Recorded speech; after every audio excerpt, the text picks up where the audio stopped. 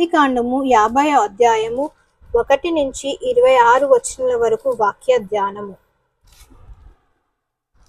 యోసేపు తన తండ్రి ముఖం మీద పడి అతని గూర్చి ఏడ్చి అతని ముద్దు పెట్టుకొనెను. తర్వాత యోసేపు సుగంధ ద్రవ్యములతో తన తండ్రి శవమును సిద్ధపరచవలెనని తన దాసులైన వైద్యులకు ఆజ్ఞాపించెను. కనుక ఆ వైద్యులు ఇశ్రాయేలునకు సుగంధ ద్రవ్యములతో సిద్ధపరిచిరి. సుగంధ ద్రవ్యములతో సిద్ధపరచబడు వారి కొరకు దినములు సంపూర్ణమగునట్లు అతని కొరకు 40 దినములు సంపూర్ణమాయెను.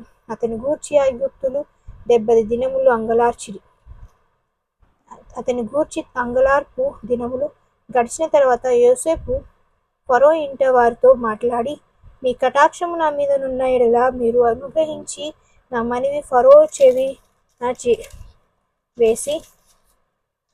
చెవున వేసి నా తండ్రి నా చేత ప్రమాణం చేయించి, ఇదిగో నేను చనిపోవుచున్నాను, కానానులో నా నిమిత్తము సమాధి ప్రవించి తిని కదా, అందులోనే నన్ను పాతిపెట్టువలెనని చెప్పెను. కాబట్టి సెలవైతే నేను అక్కడికి వెళ్ళి నా తండ్రిని పాతిపెట్టి మరల వచ్చేదనని చెప్పుడనెను. అందుకు ఫరో అతడు నీ చేత చేయించిన ప్రమాణము చొప్పున వెళ్ళి నీ తండ్రిని పాతిపెట్టుమని సెలవిచ్చెను. కాబట్టి యోసేపు తన తండ్రిని పాతిపెట్టుటకు పోయెను.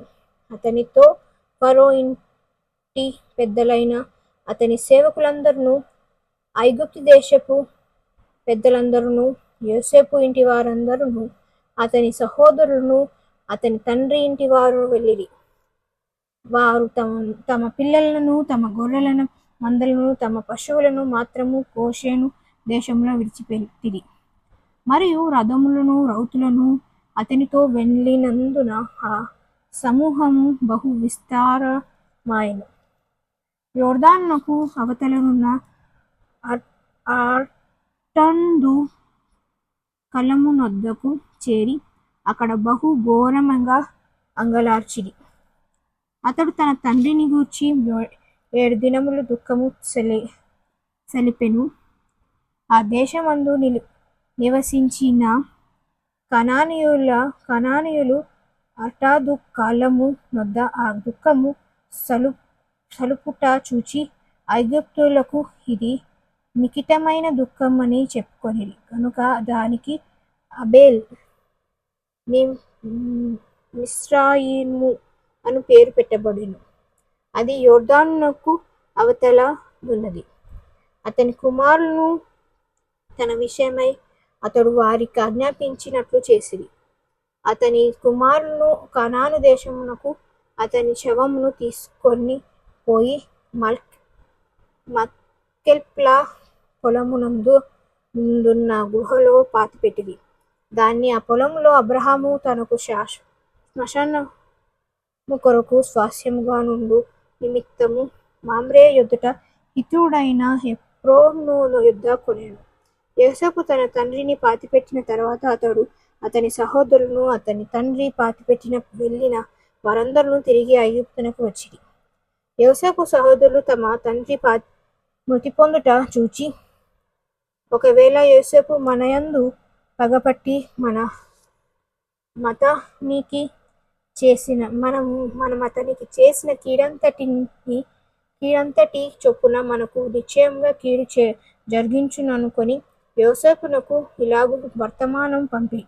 నీ తండ్రి తాను చావక మునుపు ఆజ్ఞాపించినదేమనగా, మీరు యోసేపుతో నీ సహోదరులు నీకు కీడు చేసిరి గనుక దయచేసి వారి అపరాధమును వారి పాపమును క్షమించుమని అతనితో చెప్పుడనెను.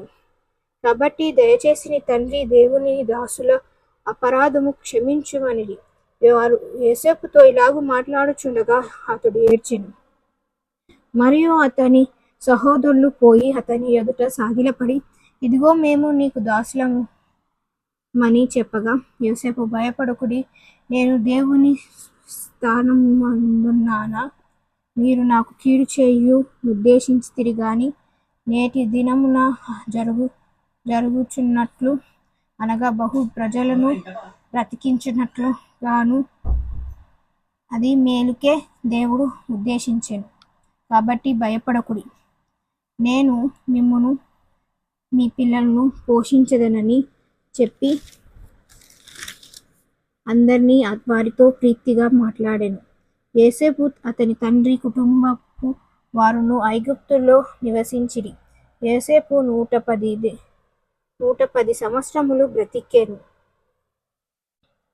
యోసేపు ఎఫ్రాయిము యొక్క 3వ తరము పిల్లలను చూచెను. మరియు మనష్షే కుమారుడు మఖీరునకు కుమారులు పుట్టి యోసేపు ఒడిలో ఉంచబడిరి. యోసేపు తన సహోదరులను చూచి, నేను చనిపోవచ్చున్నాను, దేవుడు నిశ్చయంగా మిమ్మును చూడవచ్చి ఈ దేశంలో నుండి తాను అబ్రాహాముకు, ఇస్సాకు, యాకోబులతో ప్రమాణం చేసి ఇచ్చిన దేశమునకు మిమ్మును తీసుకొని పోవునని చెప్పెను.